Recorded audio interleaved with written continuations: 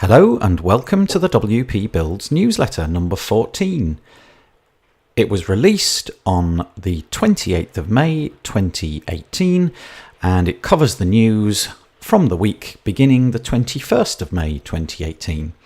It's entitled WordPress is 15, WordPress 4.9.6 updates anyone? And Google is now evil. I do apologise if you can hear the rain in the background. There's nothing I can do about it. It's literally pinging it down as we speak. But I've sort of held off for about half an hour thinking it'll ease. And now I'm just going to press on regardless. So let's get stuck right into the news. Okay, so this week WordPress apparently turned 15. Now I haven't been using WordPress all that long, but apparently it's been going for now 15 years as of this very day.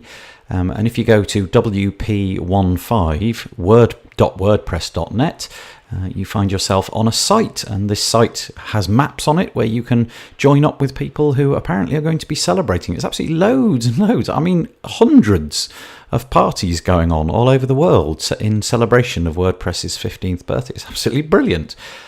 The second item is directly related, and this one is from 93digital.co.uk, and it is a sort of timeline which shows the UI of the WordPress admin over many years. Now, since I've been using WordPress, the admin basically has been exactly the same pretty much, but this one goes right back to version 1.0, and my goodness me, if you were an early adopter of WordPress, you really did have to put up with some pretty awful looking stuff, didn't you? And you just slide around and it just shows you how it's changed over the years, and it's so much nicer than it ever was. Anyway, there you go. Speaking of WordPress and it changing, well, we're now up to WordPress 4.9.6.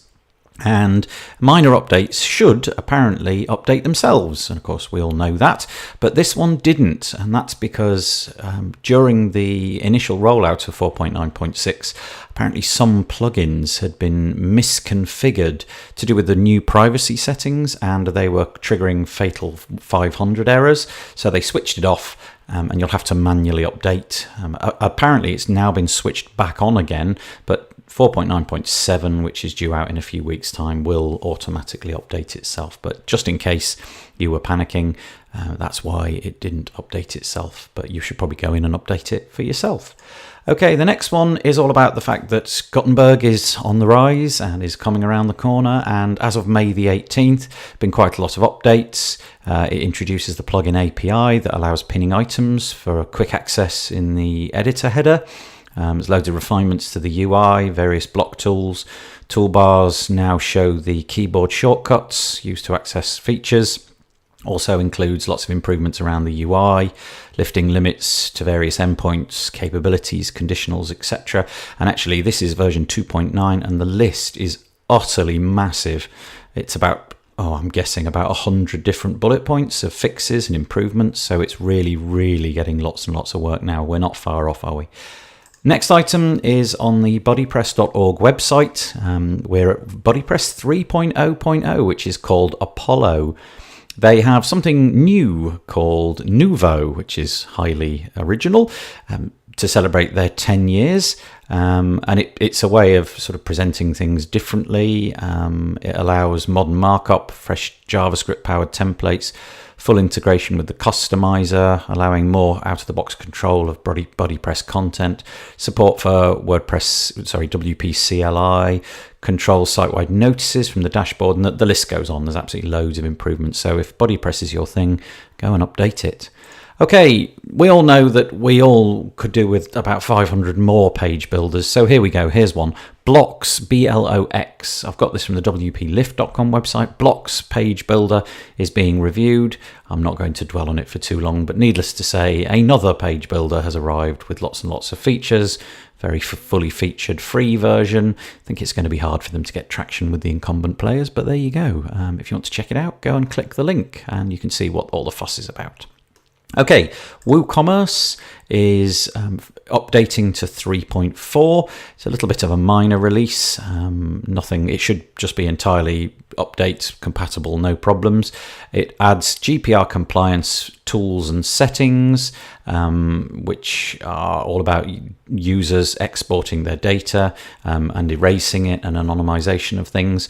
Settings enabling automatic data cleanup or removal, new customizer settings for checkout fields and policy notices on checkout pages, and so on.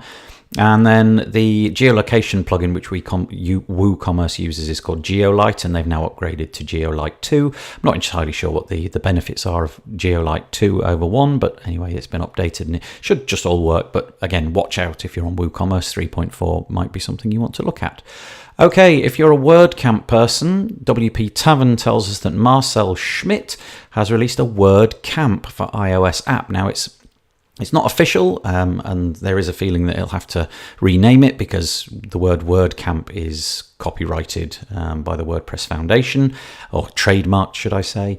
Anyway, but if you're into your iOS stuff and you're into going to WordCamps, this provides a way of you checking out what's going on all over the world, pulling data from the WordCamp websites and showing it to you so you can sort of say, I want to go to that talk or that talk, depending on where you go. Quite cool, and thank you, Marcel Schmidt, for doing it, but maybe a rename is in order.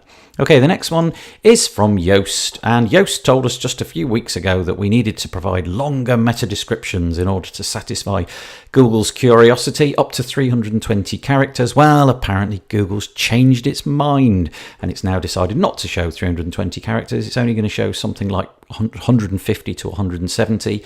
So Yoast are now recommending that your meta description information should be somewhere around the region of 155 characters. So there you go. It just goes to show, you spend all this time doing things right and then they just go and blow it out the water. Okay, this is the first one that's not specifically related to WordPress, because it could go with anything really, but this is Thrive Themes, which is a WordPress organization. And they're basically saying, stop worrying about GDPR. We know it's already happened. It started last Friday, but they're not really coming after you. And it's a very nice, calming article. And it goes through a few little tips that you could do to basically change very little about the way you collect things so that you can still have the GDPR compliance that you need. And it's just about changing the wording here and there, and it just calmed me down, and it made me think they're not actually after me, are they?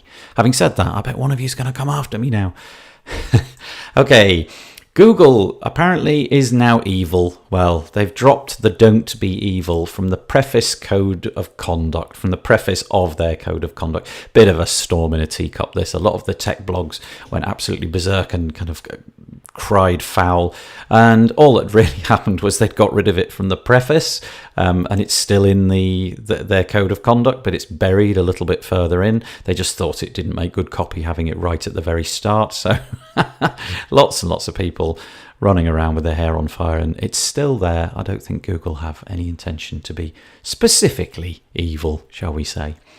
Okay, the last one for now, Go Cardless. Now, I'm a big fan of this company. Imagine Stripe, but with direct debits. In the UK, we have a system where you can set up a direct communication with the bank to say every month to take out a certain amount of money, which could be a variable amount. And Go Cardless allow you to do this, and they have tiny, tiny, tiny fees because they're using a system that the banks already have in place. And they've launched in Australia.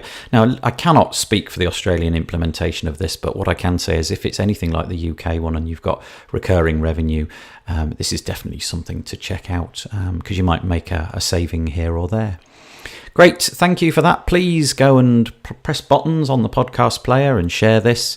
If you go to wpbuilds.com/messenger, I will be allowed to communicate with you on Messenger, which I think is quite a nice way of doing it in the future, Facebook Messenger. So that's something that you could sign up for. Anyway, enough from me. I hope you have a lovely, lovely week, and I'll see you for the podcast on Thursday. Bye-bye.